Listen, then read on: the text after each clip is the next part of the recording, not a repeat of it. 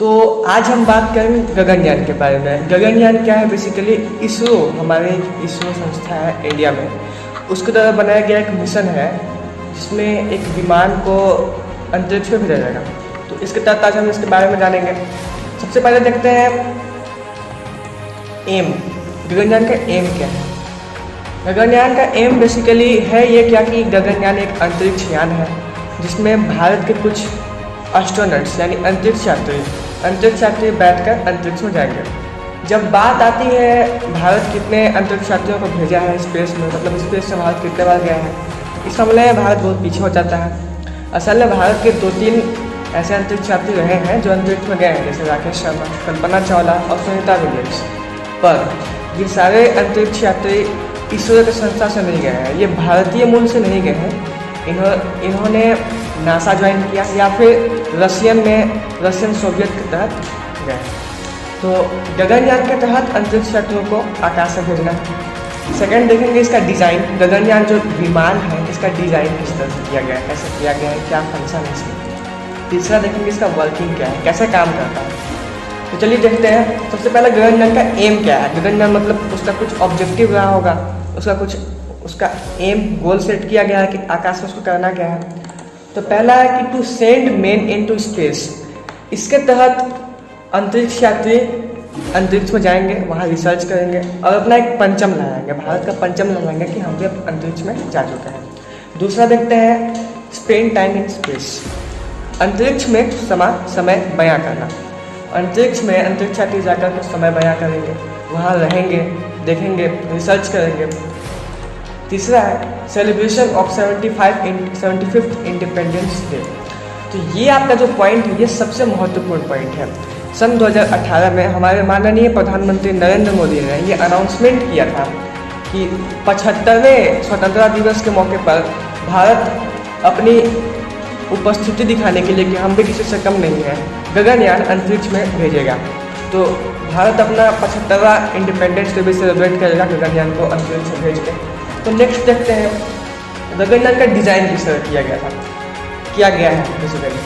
तो गगनयान एक crude spaceship है। क्रूड स्पेसशिप का मतलब होता है वैसा स्पेसशिप, वैसा अंतरिक्ष यान जिसमें अंतरिक्ष यात्री बैठ सके, जिसमें मनुष्य बैठकर अंतरिक्ष में सैर कर सके। तो ये क्रूड स्पेसशिप 2 पार्ट में डिवाइड किया गया है। इसके 2 पार्ट्स हैं। पहला पार्ट होता है क्रू मॉड्यूल और दूसरा पार्ट होता है सर्विस मॉड्यूल। ये पहला पार्ट है। इस पहला पार्ट को क्रू मॉड्यूल कहते हैं, जिसमें अंतरिक्ष यात्री बैठते हैं और उनके खाने पीने का सामान रखा जाता है। इसका वजन बेसिकली 53 किलो के आसपास होता है, सारा मिला के खाना पीना और अंतरिक्ष यात्रियों के बैठने के बाद।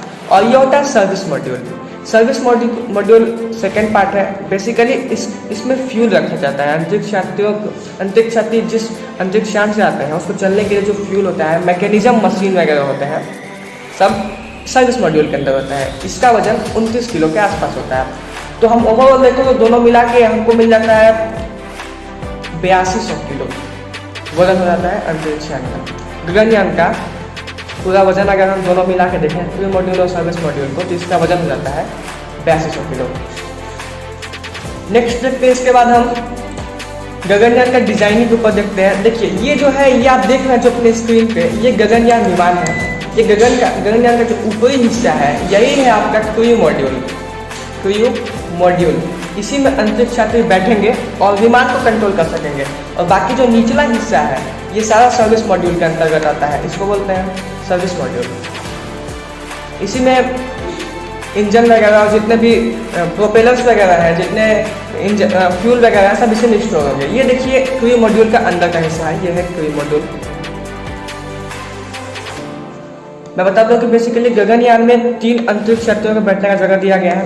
ये देखिए यहाँ इसमें 3 अंतरिक्ष यात्री बैठ सकेंगे इस प्रकार से। अगर सब कुछ सही रहा तो अंतरिक्ष यात्री 3 जाएंगे। अगर कोरोना के चलते कुछ डिस्टर्बेंस होता है तो 1 ही या 2 ही अंतरिक्ष यात्री भेजे जाएंगे। चलिए आगे देखते हैं। अब गगनयान का डिज़ाइन किसने किया है, कैसे डिज़ाइन किया गया है।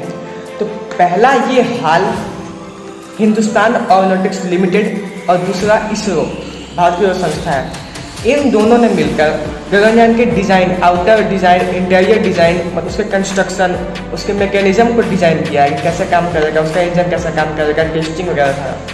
और वहीं पे DRDO जो कि defence research and development organisation है भारत का, रक्षा विभाग है, रक्षा विभाग के अंतर्गत आता है। इसने वहाँ अंतरिक्ष यात्रियों के लिए इन्वायरमेंट प्रोवाइड करेगा। इन्वायरमेंट का मतलब कि वहाँ स्पेस हो जाने के बाद वो कैसे सर्वाइव करेंगे, क्या खाएंगे पिएंगे, वो सब प्रोवाइड करेगा ये DRDO।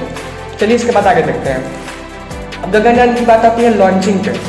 तो लॉन्चिंग कैसे होगा इसका देखिए। तो इसकी लॉन्चिंग वही श्रीहरिकोटा सतीश धवन से होगा। श्रीहरिकोटा बेसिकली एक आइलैंड का नाम है, छोटा आइलैंड है जहाँ से अधिकतम रॉकेट लॉन्च किया जाता है भारत के, और वो वही लॉन्चिंग पैड है, ये वही लॉन्चिंग पैड रहेगा जिस पर चंद्रयान 2 का लॉन्चिंग किया गया था। तो ये सतीश धवन के श्रीहरिकोटा से गगनयान का लॉन्चिंग किया जाएगा। और जब तक मतलब अभी तक जो डेट सामने आई है उसके हिसाब से लास्ट दिसंबर 2021 में इसकी अनक्रूड लॉन्चिंग की जाएगी, दिसंबर में, अगर सब कुछ सही रहा तो। ऐसे इसकी लॉन्चिंग पहले ही की जानी थी, लेकिन कोरोना की वजह से ये डेट पोस्टपोन हो गया। इसके बाद हम देखते हैं लॉन्चिंग में अभी फिलहाल कल की बात है 14 जुलाई 2021, यानी कल की बात है। इसका टेस्टिंग, ये देखिए आप प्रोपेलर देख रहे हैं नीचे, इंजन जिसमें से थ्रस्ट निकलता है जो कि न्यूटन के थर्ड लॉ पे काम करता है। ये नीचे थ्रस्ट जब फेंकेगा तो रॉकेट ऊपर की तरफ लिफ्ट होता है। तो इसको बोलते हैं लिक्विड प्रोपेलेंट टेस्ट। इसकी टेस्ट कल की गई है, जिसको हॉट टेस्ट बोलते हैं, और इस इंजन का नाम रखा गया है विकास इंजन।